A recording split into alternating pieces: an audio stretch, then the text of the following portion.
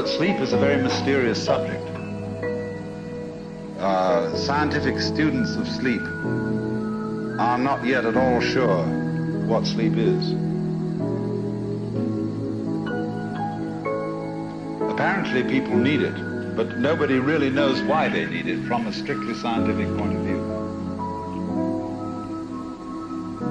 And we apparently need to dream in sleep also. People who are deprived of dreams get very, very restless and unhappy. But we're not quite sure why we need dreaming. I mean, we've got all sorts of theories, the Freudians and the Jungians and so on. They think they know why we need to dream, but it hasn't been really rigorously established scientifically why we do, or why we need to sleep. But from a naive point of view, you can say, of course I need to sleep, because after I've had a whole day of busyness and friends and work and so on, it's just too much. There's too much input. I want to digest it. And while I'm digesting it, I don't want any more input. I don't want any more information. So I want to be turned off. That's, you know, one of those simple common sense things that everybody knows, but has not yet been fully explained. So sleep is this marvelous thing that we have, which is a forgettery process that is apparently essential to our psychic health every 12 hours or so. And if you don't get it, you start getting worried. As a matter of fact, insomnia is a thing that is rather curious. Because if you do get insomnia, the worst thing of all to do is to worry about it. Invariably, if I can't sleep, I don't try to go to sleep. I get up and work. Or do something. Or I read a very difficult book, especially one that is big and weighs a lot.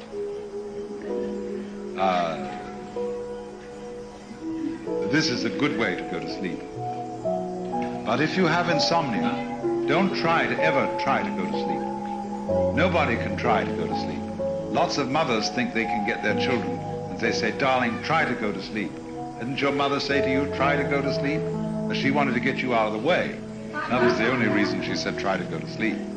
Or she thought perhaps it was good for you, and that you ought really to get your sleep. Like telling some child that it's got to eat its spinach. And you know, the child can start chewing and chewing and chewing on meat or spinach, which tastes of nothing, and it chews it into an absolute hard, stiff pulp, and there's just nothing to be done with it except spit it out. And you know, they've already extracted by their teeth instead of their stomach all the vital juices from the thing, and all that remains is roughage. And you say to children, you must go to the bathroom after breakfast. Every day, regularly. You must be regular. Otherwise you're constipated, and that's bad. This is a form of the double bind. You know, you are required to do that which will be good only if it's done voluntarily. So try to go to sleep. It is impossible.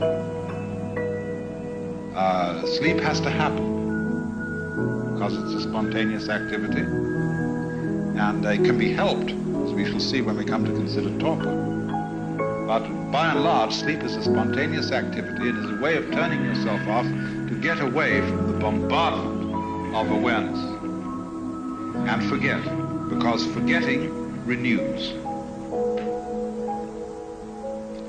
And that also is a function of all demolitions, of deaths, of destruction of patterns, of knocking down buildings, of the whole change process in the universe. Because we want to do what we've done before over again, only if you remember it too often, it'll become boring.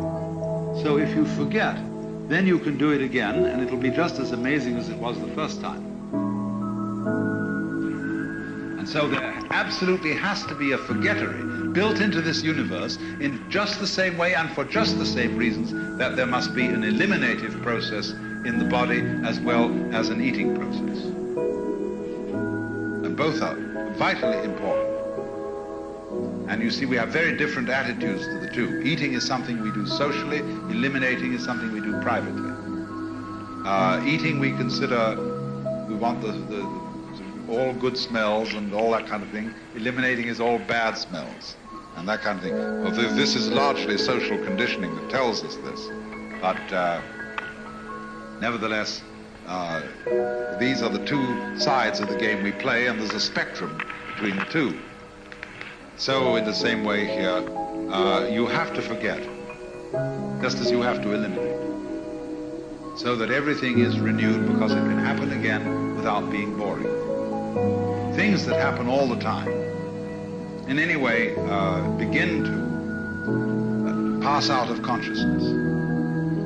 For example, if there is a constant noise going on while we're talking, it will annoy us at first, but after a while we shall cease to notice it, if it's constant. But if it keeps varying, coming on in different volumes and different rhythms, it'll hold our attention all the time. So anything that just goes diggity-ding, diggity-ding, diggity-ding, diggity-ding, diggity-ding, diggity-ding, diggity-ding, diggity-ding, you eventually cease to notice.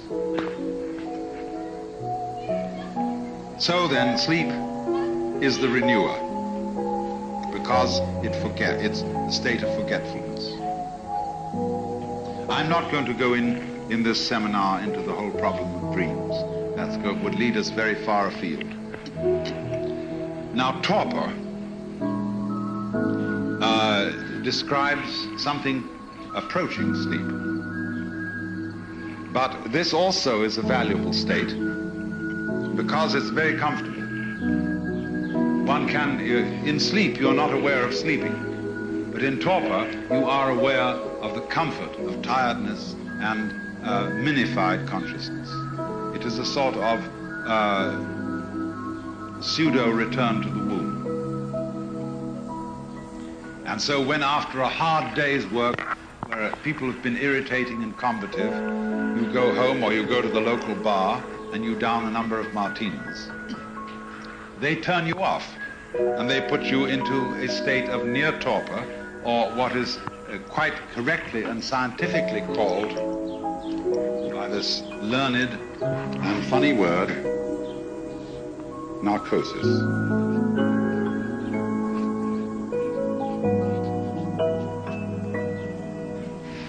Narcosis, Narcissus, is connected with narcosis. It means torpor,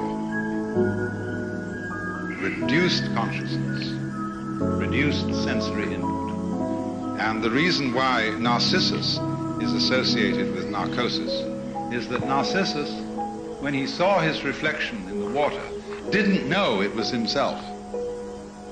And he became so fascinated by this image of the water that he became unaware of everything else. He got hung up, or shall we say, to use current slang, hooked on his own image. And he didn't know it was his own image. That was the only reason he could get hooked on it. So Narcissus and narcosis are associated. And so the permissive narcotic in our culture is alcohol. And other narcotics like opiates exist. But you must remember that you can only correctly use the word narcotic of something inducing the state of consciousness which is torpor. Now you can do it by massage, by relaxation exercises, by hot tubs, many, many ways of inducing torpor. You're not in torpor, you're not truly relaxed, because you tend to lose muscular tonus, which you always retain in true relaxation, but you begin to go like a limp rag. Now there's a place for that in life, and it's good as a way of sleep induction for people who have insomnia and are so anxious that they don't allow themselves to be turned off. I would want to say in general a good word for sleep and torpor, because a lot of people are against them. Uspensky, who was Gurdjieff's sort of St. Paul, and as much as a misinterpreter, always felt that his life was a war against sleep, that intense light consciousness should conquer darkness. Now that's a stupid idea. To be a human being, you have to love the light, but you also must trust yourself to the darkness. Be able to let yourself go in the faith that you'll arrive back all in one piece. I have a friend who calls her name is Charlotte Selber, and she does a kind of work for which there is no name. She calls it sensory awareness. And one of her experiments is to get a person to lie on the ground, and simply she says to them, now, it's all right, the ground is going to hold you up. So just lie down, and there's nothing else you need to do, because the ground is firm and it will hold you. Then she examines the person's body after a while and says, look, do you know what you're doing? You're trying to hold yourself together, as if your skin weren't strong enough to contain you. And you're doing this all the time to keep yourself from falling apart. Why? You think, do you, that if you don't hold yourself together, you're just going to go blah and disappear into some kind of frightful green jello? No, you won't. In the same way, a lot of people, that's why we wear such ridiculous clothes, especially women. Men are pretty bad, but women. The men do it around the neck. You know, the necktie is a symbol of slavery. It's a noose to strangle you. But you feel tight. You're really held in here, and held in by the belt, and women wear girdles and hold them in like this, and the coat that fits your body, jacket, you know, you put it on, and it fits, and you're squeezed, or you get these tight pants that hug you, and you know you're there. Other people, of course, don't know they're there till they're sitting on spikes. Then they really know they're there. And a lot of people make trouble for themselves in order to be able to sit on spikes, so that they know they're there. Now, supposing instead you switch to another kind of clothes, you wear Japanese clothes. I often wear Japanese clothes because they happen to be, for men, the most comfortable form of clothing ever devised. There's only one place where it holds you, and that's at the belt. But you wear the belt not round your waist, but below your belly, and you wear it rather loose. Otherwise, the garments are flowing. They don't interfere with the nature of the cloth, because the cloth is woven on a rectilinear pattern. See, cloth is straight like this. So when you get a Japanese kimono, it folds up instantly for packing. But you try to pack a Western man's jacket or a woman's suit jacket, and there's absolutely no way of folding the thing at all. So it always comes out of your suitcase needing to go to the pressing. But you take a kimono and you put it on, and it falls exactly according to its own nature around you, and they're very dignified. And you feel, but you don't feel closed in. Now that makes some people terribly uncomfortable. If they don't feel pinched and pulled together, they don't feel dressed, and feel this is I'm going around in the bathrobe.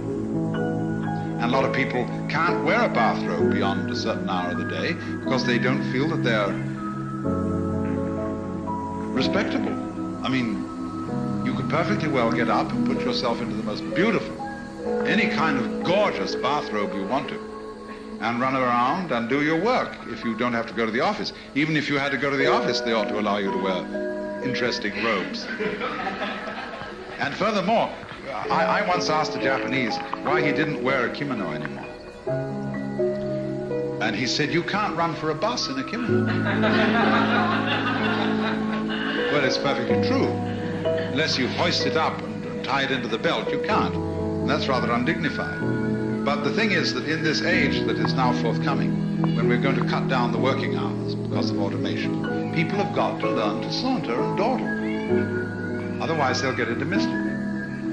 And so forms of clothing which are supremely comfortable, which require a kind of a sauntering attitude to life, are going to be very important for the future of civilization. This pitch for the kimono.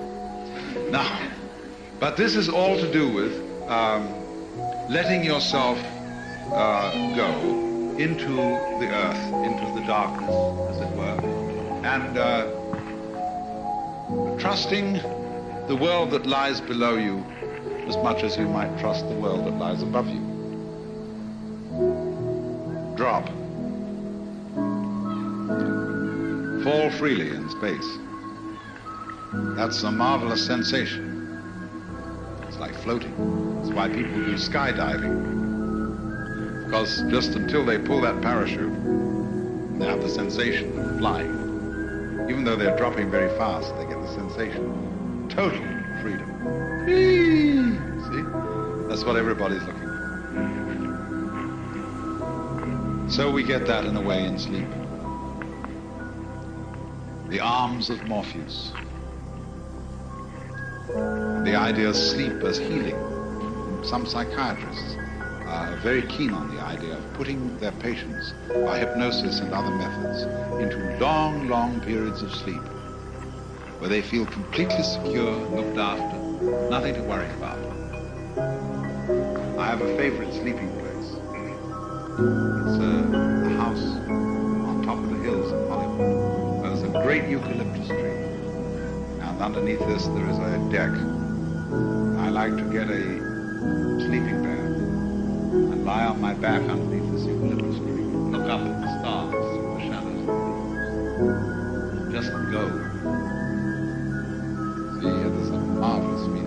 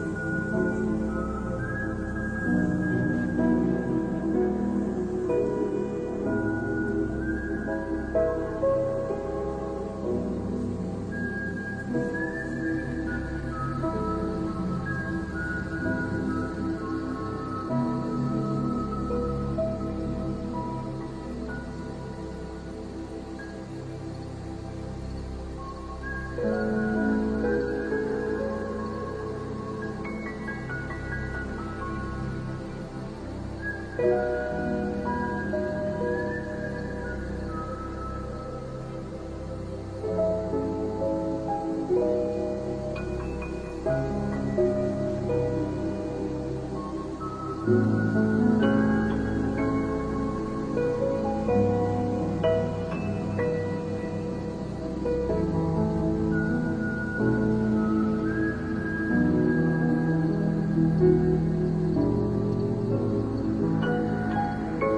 your eyes.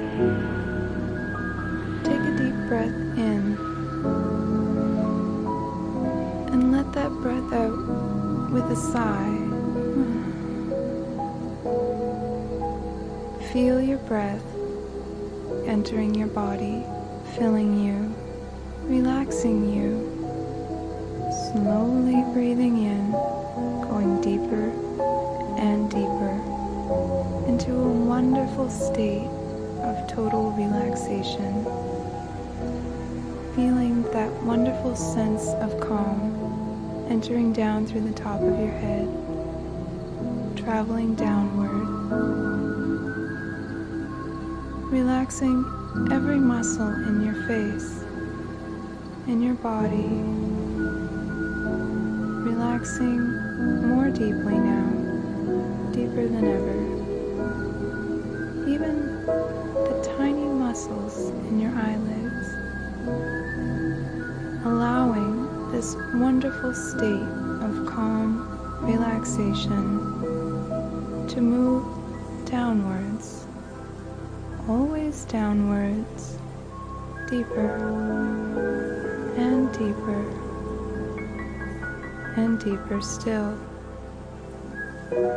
Relaxing now every tiny muscle in your body.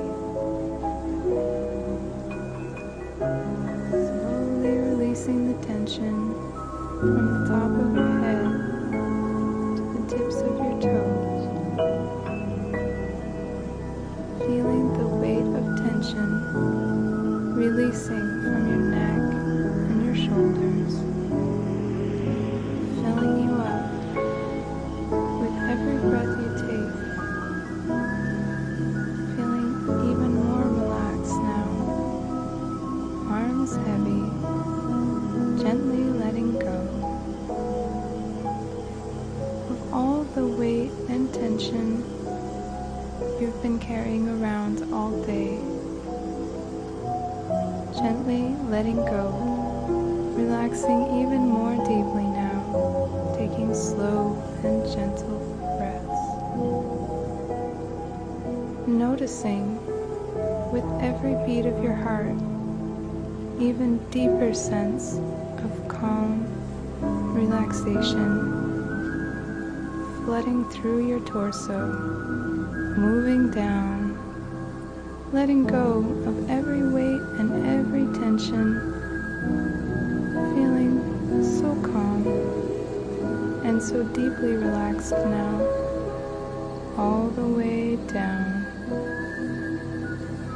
feeling the weight and the stress of the day slowly melting away from your conscious awareness,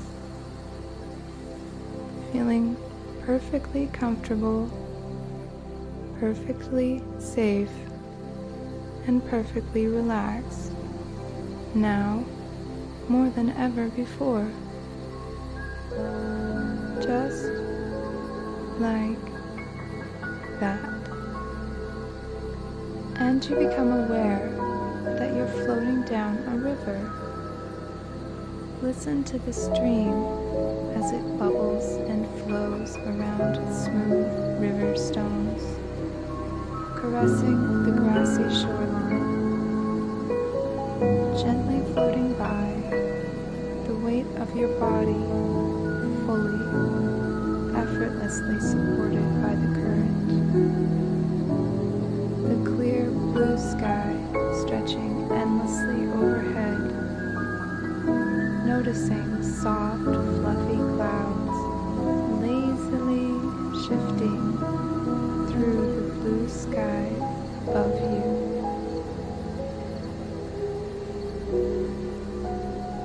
Forming and unforming, reshaping themselves, losing awareness now of how much time is going by,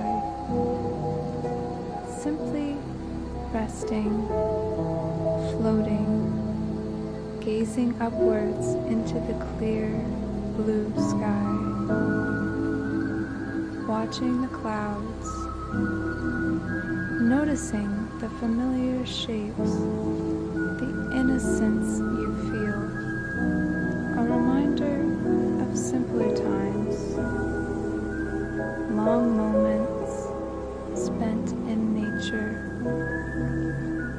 feeling the breeze against your face, drifting, floating with perfect ease as you fall deeper into a state of peaceful relaxation.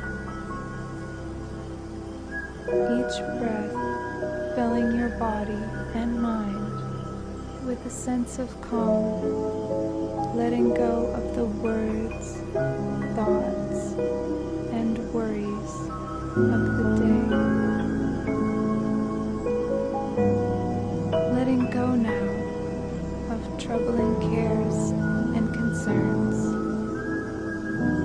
Allowing yourself to fully realize and enjoy the safety of your environment, the soothing protection of nature's elements, and the stunning beauty and stillness you feel inside. Suddenly, you realize that you're no longer moving, no longer in motion. You've arrived at a state of rest. The stream has carried you to a sandy shoreline, a tiny private beach just for you, nestled in and amongst a thick cover of beautiful trees, bushes, and bright, cheerful flowers. Birds twittering away in the background. Small mammals can be heard skittering in the nearby bushes.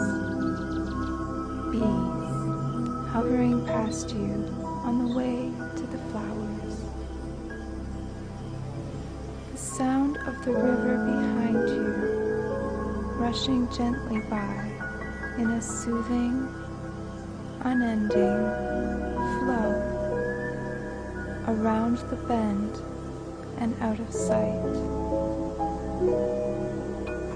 Standing now, you emerge from the water and your feet hit the sandy shore. The sand is warm, soft, and inviting as you look around you and begin to notice even more details in your environment. Noticing the vibrant, living colors of the tall, thick grass and the forest stretching along the riverbank, offering you the safety and protection of its shade. The warm, pale sand shifts beneath your feet as you begin to explore the small rocks and plants all around you. Leaving the river behind now, wandering deeper into the tall grass, feeling it brushing against your legs and ankles as you do. Suddenly, the grass parts into a gently winding trail. A pathway has opened, and you know it's there for you, for right now, for this very moment. Noticing a tiny glimmer of excitement lighting up inside, because you know that you're in exactly the right place at exactly the right time doing exactly the right thing.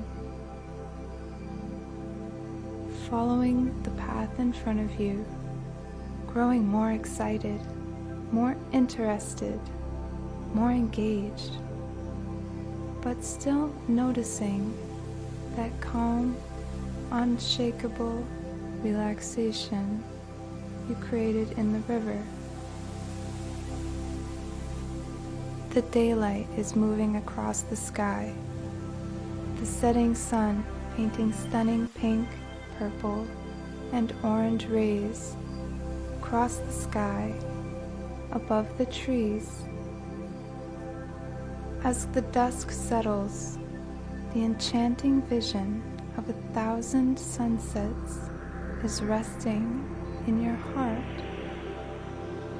filling your chest with warmth and light, leading you fearlessly into the forest ahead, moving at a gentle but steady pace, knowing that in this moment everything is as it should be, smooth, determined, and relaxed, moving forward with a sense of confidence and cool, enlivened curiosity, ready to discover where this trail is leading you, determination building inside you like an inner wall of strength, washing over any fearful or distracting thoughts that arise. Strong, steady, calm, and relaxed.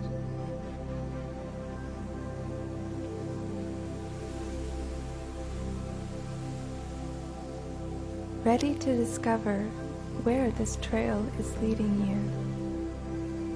Determination building inside you like an inner wall of strength, washing away any fearful or distracting thoughts that arise.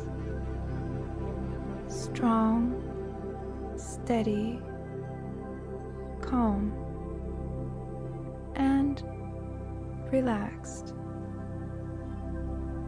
Enjoying the soft, glowing light of the moon and the sounds of the rustling breeze moving through the trees. Forest critters scurrying about, harmlessly attending to their needs and priorities on the forest floor. And through the web of branches reaching out far above your head. As the forest path grows darker, fireflies begin to twinkle and illuminate the way forward. As you follow a sharp bend in the trail, suddenly you are met with a most startling, awe-inspiring vision. A tree stands towering before you, far greater, far more beautiful, and far more extraordinary than any tree you have ever seen before.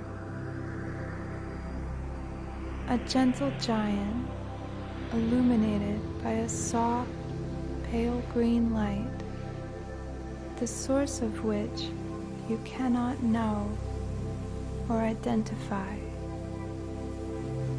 And yet, it doesn't matter. The tree's endlessly long, hanging branches and vines sway gently in the warm breeze. You gaze in wonder at its massive roots, winding and twisting their way through the earth around you and underneath your feet. Instantly, you become aware that this tree has something to share with you. The wind continues to swirl around you, now whispering in pitches just beyond what you can consciously hear and understand. But you intuitively know, with every cell in your body, in every fiber and nature of your being, you are completely safe. You are welcomed. You are invited. You have been waiting to find this place, and this beautiful place has been waiting to be found by you.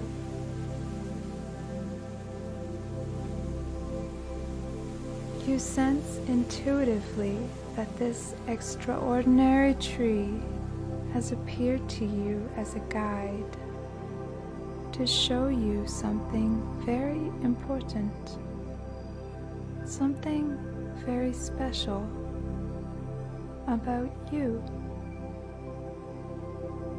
Somehow, you know that the wisdom you are about to encounter has already begun to affect you, to permeate you, to change you, to awaken parts of you that have been waiting for a long, long time. To awaken parts of you that carry very special gifts, very special gifts and information for you. Information that will allow you to fully relax even deeper, more deeply and more fully relaxed now than ever before. Because intuitively you know that you have found this place because you are ready to change. You are ready to grow. You are ready to let go of something, to learn something, to begin to fully realize how truly unique and extraordinary you are.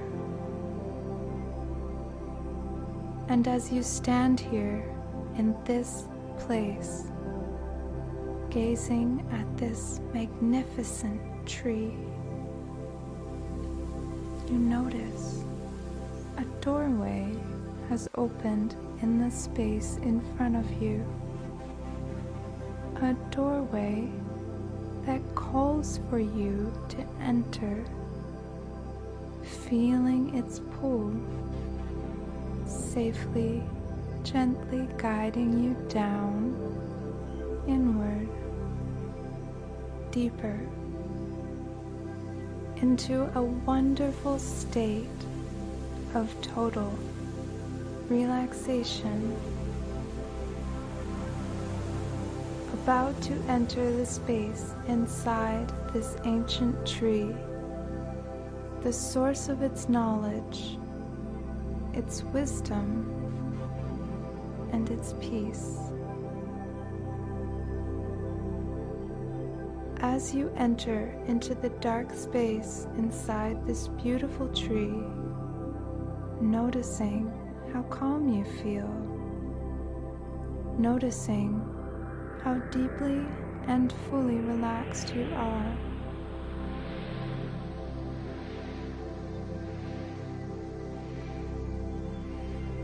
Moving steady onward, deeper and deeper still. hearing the voice of the tree, the wisdom of centuries gone by, whispering in your ears, soothing your mind and gently removing any troubling or distracting thoughts from your conscious awareness. Moving deeper down now into the darkness, into the comforting recess of this incredible ancient tree. As you move through the space inside the tree, you realize that you are not alone. Feeling full and warm inside, free, weightless, expanded, you suddenly realize that you can hear the voices of your loved ones, past and present. You can feel the warmth of their embrace, like moving memories of the wonderful experiences you've shared, flooding warmth, radiating from your center, growing in strength and intensity until you are fully immersed in a beautiful state of warm, deep, soulful appreciation. Appreciation for yourself. Appreciation for others, for the many kindnesses you've witnessed, past, present, and future. Appreciation for your family, for your friends, for your teachers. Hearing their voices, their laughter, sharing the greatest memories of the times you have spent together. Seeing yourself in those moments of pure contentment, honesty, safety, fully knowing that you have been blessed with a deep well of love inside the endless space inside and all around you. Arriving now to a new place. You see a green light flickering in the distance. A soothing peace and radiance fills you from the tiniest cell and atom to the center of your bones and tissue, to the space where your skin meets the air all around you. Moving towards the small, flickering green light in the distance. Closer and closer now, stronger and stronger, until you find yourself in a dark, narrow cave. The walls of the cave are smooth and dark, circling all around you, not too big and not too small. The space in the cave is perfectly safe and just right for you, feeling totally at ease, curious, still tapping the deep well of contentment that is now radiating from your heart.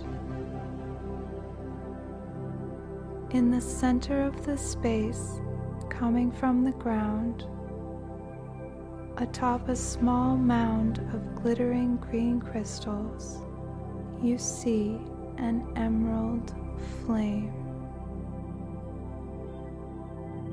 You sense immediately that this radiant, beautiful flame is the source of the tree's great wisdom.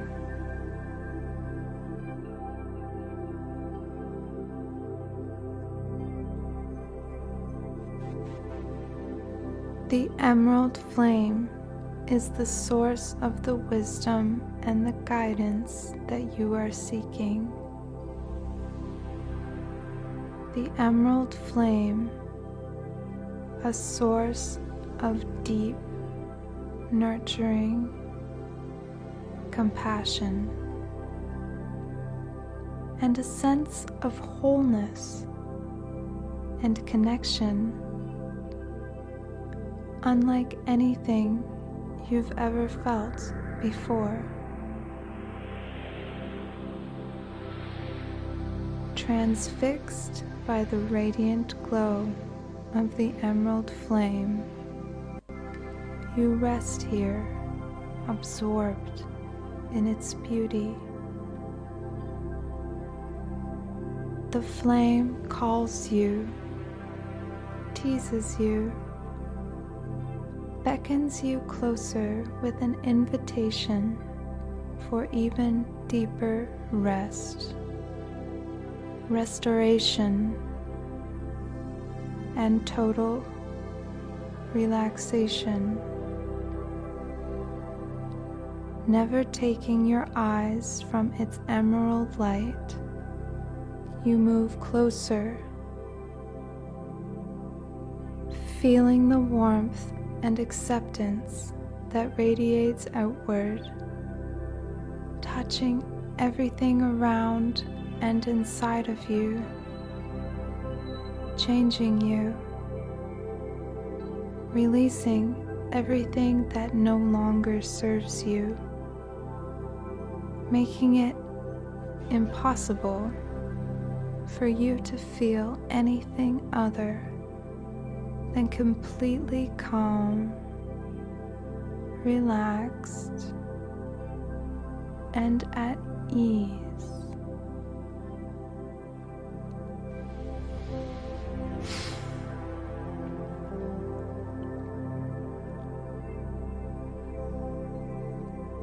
Bathing in the warm glow of the emerald flame, now fully immersed inside the stunning green light, lifting you up, higher and higher now, soothing your mind, soothing your body,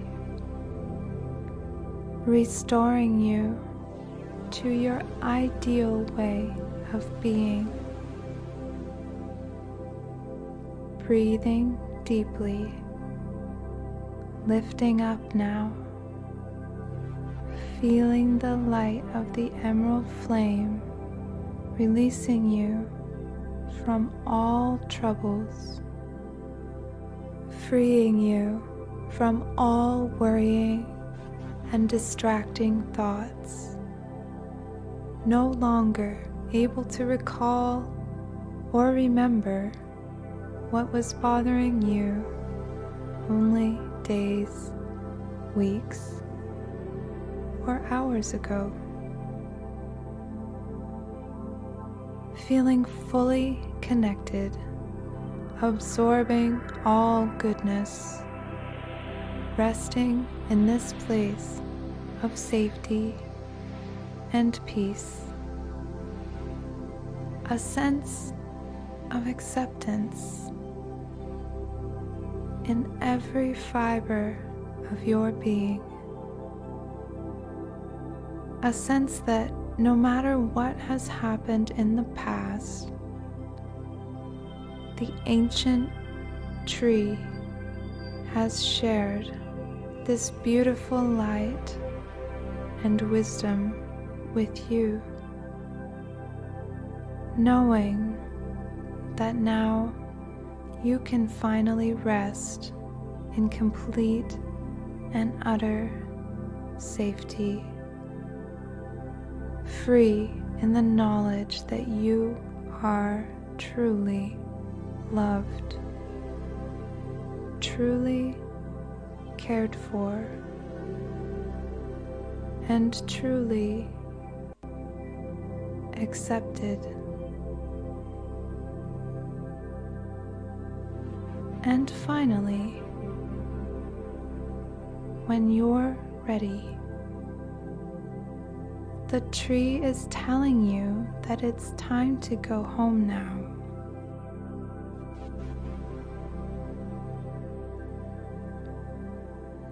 But something is different now. Something has changed in you and will never be the same again. Because the tree has offered you a gift, a tiny, flickering emerald flame, a flame to be placed inside of you, to be carried in your heart, offering you the gift of emerald light, of safety, of perfect warmth, compassion, and endless peace. As you accept this gift, the emerald light fills your eyes from the inside out, filling you up so full, so complete, that nothing and no one could take this feeling away from you, not even you.